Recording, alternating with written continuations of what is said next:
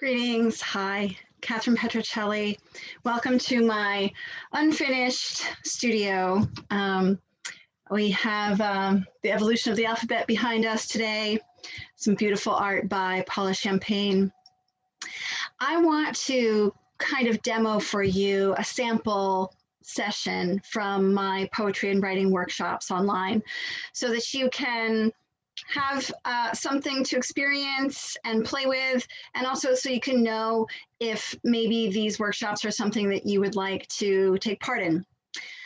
So today, I'm just going to run through as best I can, as authentically as I can without having a live audience, what happens in one of our workshop meetings.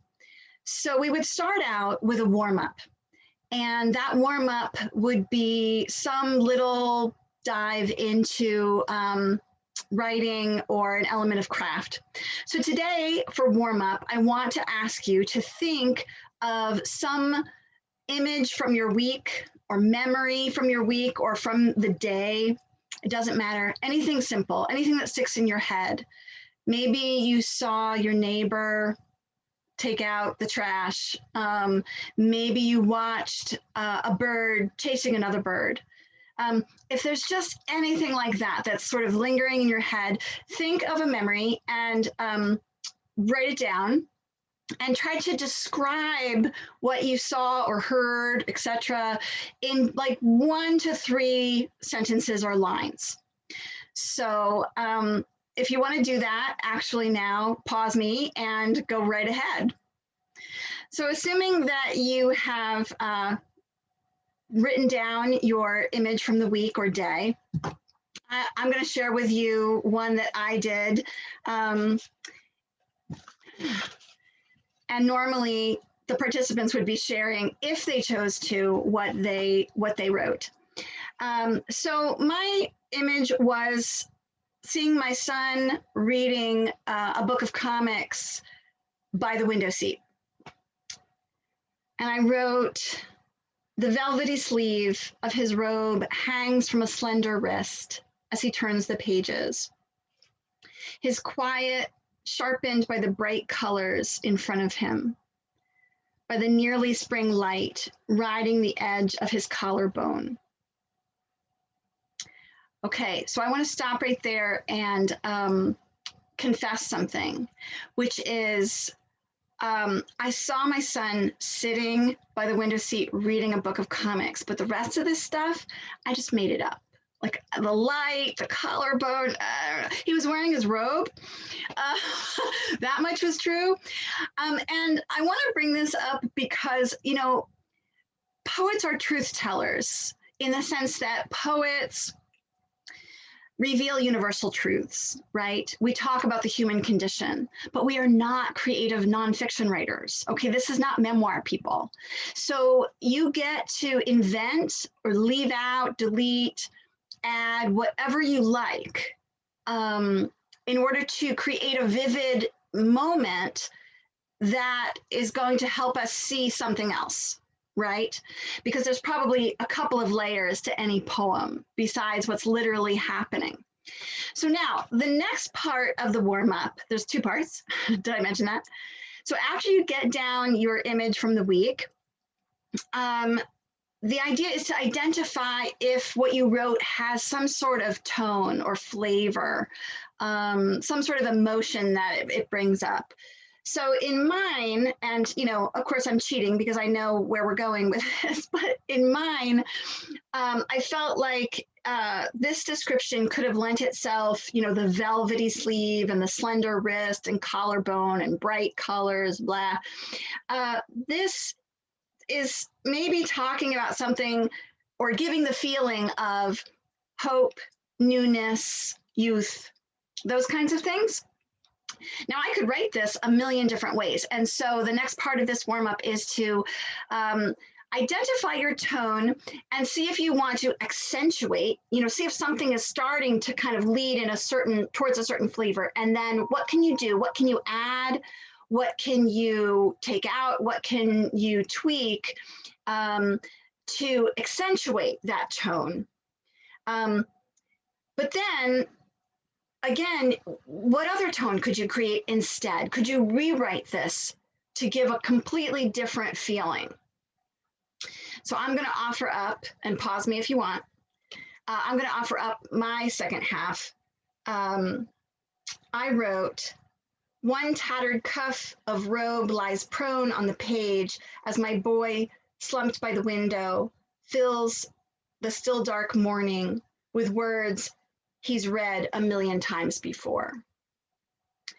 So you can see, you can take the same image, obviously, and twist it to create lots of different feelings. And often our warm-ups are great things to draw on for our writing time later. They, whenever I can manage it, connect to what we're doing in the poems or the prompts for that day. Sometimes, though, they're just kind of fun little, add-ons. And you never know where things are going to lead, who is going to get an idea from where. So we might read anywhere from 1 to 3 poems in a workshop session today. And this is a session that I actually did. This is a warm-up I actually did. This is a poem I actually used with one of my groups. It was just one poem this week, but as you'll see, it kind of lent itself to a couple of different versions. So the poem I'm going to read is called The Widower, and it comes from this book by Hafizah Geter called Un-American. This came out last year, 2020, from Wesleyan University Press. And Geter is an amazing new voice, and she has lots of amazing amazing poetry years ahead of her. So you should pay attention to this name. There she is. See, she's a youngin'.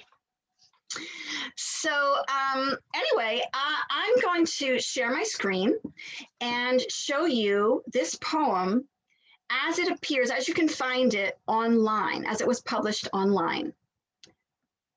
So this is what we would do. Although what I do every week is I send out the poems a couple of days ahead of the workshops, the poems and the prompts, and people can choose whether or not they want to look at them ahead of time. There's no obligation to do that, but sometimes folks will have have their poems printed out. In case anyone does not, I always can share my screen, obviously. So this is the poem, and I'm sorry it doesn't fit on a single page. As it appears, as I said, online, it was originally published in the online journal Court Green in 2017, I should say. The Widower. 5 winters in a row, my father knuckles the trunk of his backyard pine like he's testing a watermelon. He scolds smooth patches where bark won't grow, breaks branches to find them hollow. He inhales deeply, and the pine tree has lost even its scent. He grieves in trees, my father, the backyard forest king, the humble king, the dragging his scepter through the darkness king. The wind splits him into shivers, rivers of stars don him like a crown. My king, who won't lay his tenderness down, trembles into the black, unable to stop his kingdom from dying. I have failed to quiet the animal inside him. If only I would take his hand, this man weeping in the cold, how quickly I turn from him. So normally what we would do next is, the folks would respond. Anybody would offer anything that they had to say about what they saw this poem doing, how it made them feel, what their response was, if it reminded them of something. People could ask questions. Why is it in this format? Why is there space between the lines? I heard some rhyme in there. you know, I really love the line, whatever. Why does she repeat, you know, that line, but you know, the king, why, or you know, there's so many things that we could talk about or ask about. And what I try to do is bring you poems that I love. I bring poems that I'm really excited to share, and that whenever possible are also, if not new to me, something that I'm really interested in continuing to explore. And so what that does, because you on the receiving end don't have to love every poem that comes through the workshop. But what it does when I love the poem is it allows me to come with this excited energy and a fresh eye, because I don't go through these poems ahead of time and think, okay, we're going to talk about these 3 elements of craft, and then next week we'll talk about these 3 elements, and oh, I better find a poem that fits that one. I start from the poems and I move out into, what could this poem teach us? You know, there is no order of events when it comes to looking at poetry and craft and how to write. So, you know, once I look at the poem and decide, okay, this is really leaning this way towards a prompt, you know, I come up with a theme, I guess you could say, or the theme for this week was "It's Never Done," and I'll reveal more about that in a moment. So I think you get the idea. One of the things that we could talk about, just one element that pops up for me in this poem, is the repetition of, you know, all the different kinds of kings, right? He grieves in trees, my father, the backyard forest king, the humble king, the dragging his scepter through the darkness king. And then later, my king who won't lay his tenderness down. When you think about poetry and repetition and poetry's connection to song, which it has a very strong connection to song, poetry and song were essentially one, and come from the same linguistic origins as well. You know, in songs, there's always the chorus, there's the repetition, right? And it's part of rhythm, it's part of sound, it's part of music. And so that could be one reason for that kind of repetition. It also lends itself to the idea of, you know, trying to get it right. You know, I mean this, no, maybe I mean this. Oh, let me try, you know, really this is what I mean. You know, kind of going again and again at the same idea is something that writers do. And leaving that on the page, I think, can be really interesting. It can reveal, for example, that there is a writer behind the writing.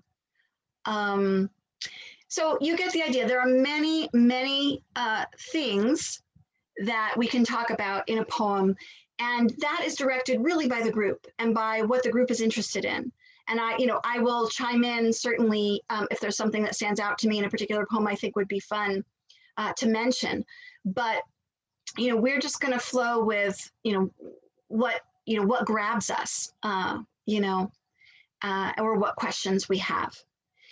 So in this particular poem, what I found after I chose it out of the book was that when I went looking for it online, to make sure that it had been published online and I could use it, and that I could just copy and paste it rather than typing it out, I discovered that it was different. The version in the book is different than the version originally published. So thus our theme of "It's Never Done." And it's kind of interesting to take a look at how it's different and how that changes things for us. So I'm going to share my screen again, and I'm going to skip down to the book version of the poem. Let me zoom down here. Let me put my book down. Doesn't want to move for me.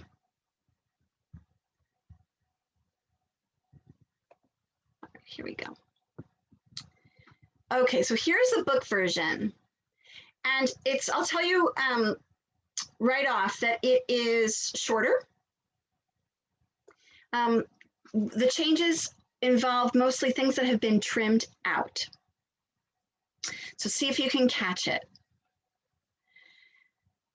5 winters in a row, my father knuckles the trunk of his backyard pine like he's testing a watermelon. He scolds smooth patches where bark won't grow, breaks branches to find them hollow. He inhales deeply and the pine tree has lost even its scent. My father, the backyard forest king, the humble king, the dragging his scepter through the darkness king.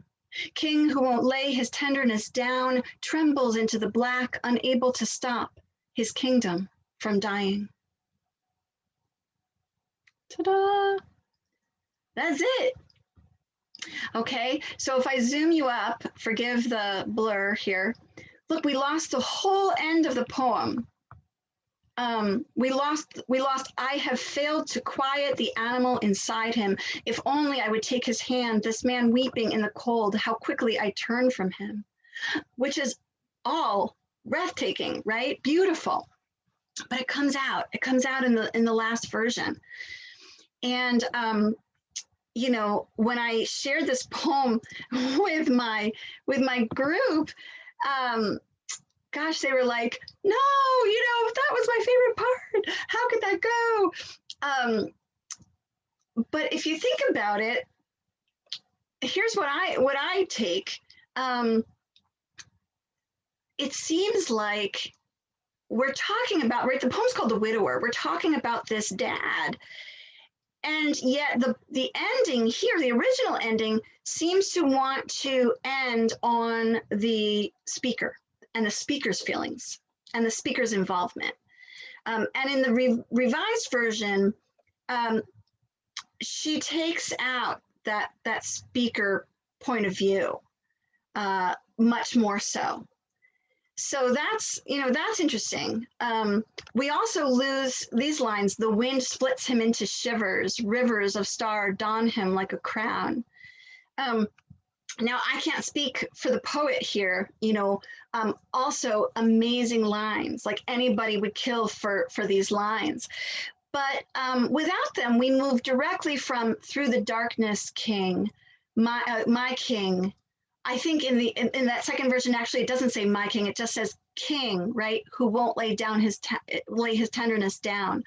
So, you know, we kind of maintain the momentum that's brought on by this list she creates of these different descriptors for king. And then we move right from that to the kingdom that's dying.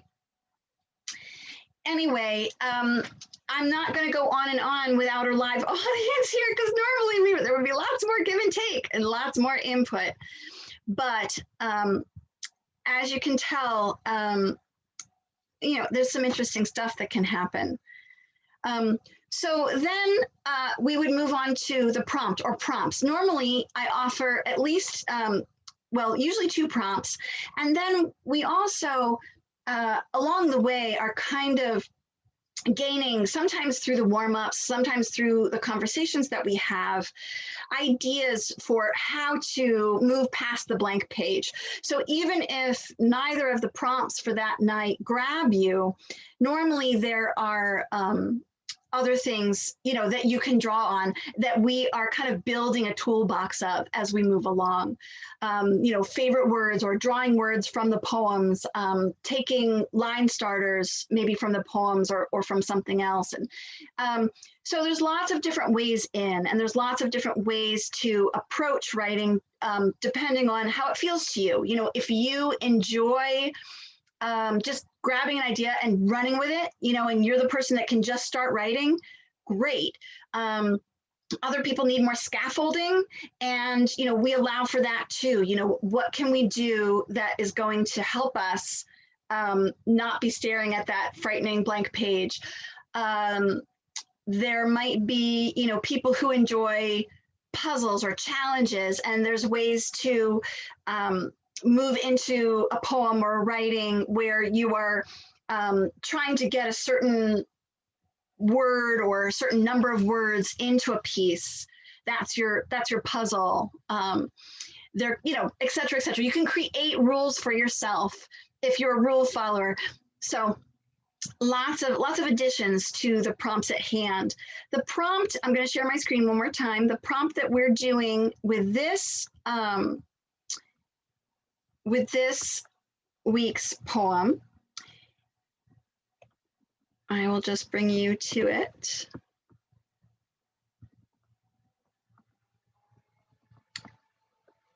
Has to do with the theme of the poem itself. It starts out with the theme of the poem itself. It doesn't always, but this prompt does. So think of a time that you felt helpless in the face of a loved one's pain. Can you write about that?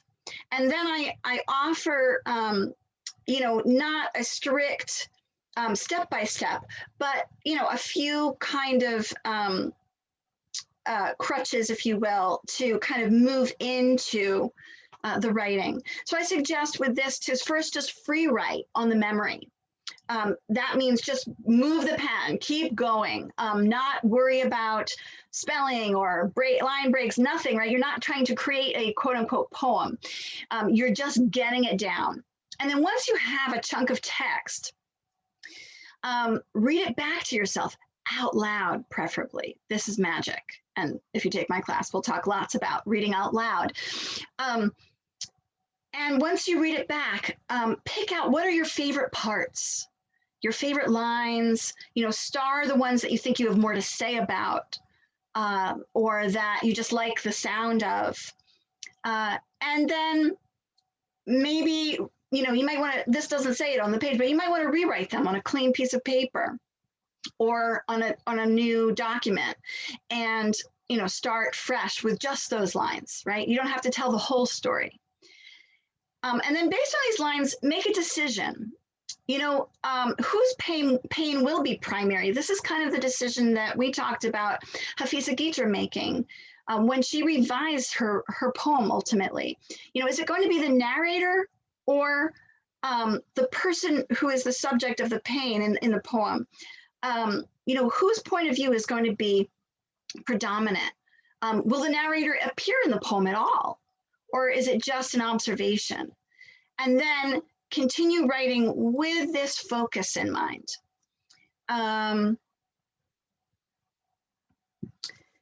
So please feel free to take me up on this prompt. And I would love to see what you wrote if you do use it and write from it. That would be really fun. Normally in my groups, we would then kind of shut off our audio and video for anywhere from 20 minutes to 45 minutes. And that, again, is directed by the group and what they need and want. So, you know, I have one group that really evolved. At the beginning, you know, even 20 minutes felt just terrifying. You know, oh my gosh, I'm not going to write anything. I'm just going to be staring at the wall. What am I going to do for 20 minutes? And now that same group, when I give them 45 minutes to write, they're like, oh my gosh, it just went too fast. I didn't have enough time to write. So, you know, another of my groups, half an hour seems like just the perfect amount of time, you know, to write and come back. And so we'll figure it out group to group. And then when you do come back with writing, if you choose to, you can share. There'll be time allowed for that. And if you don't want to share your writing itself, sharing your process or your thoughts about what you were trying to do, all that is really, really wonderful to hear as well. So I hope this gives you just a small idea of what it might look like. Hopefully, you know, not quite as awkward with a live audience. But if you have questions or interest, please contact me, poetroar.com. You can find my contact there and more information about the workshops. Thanks so much.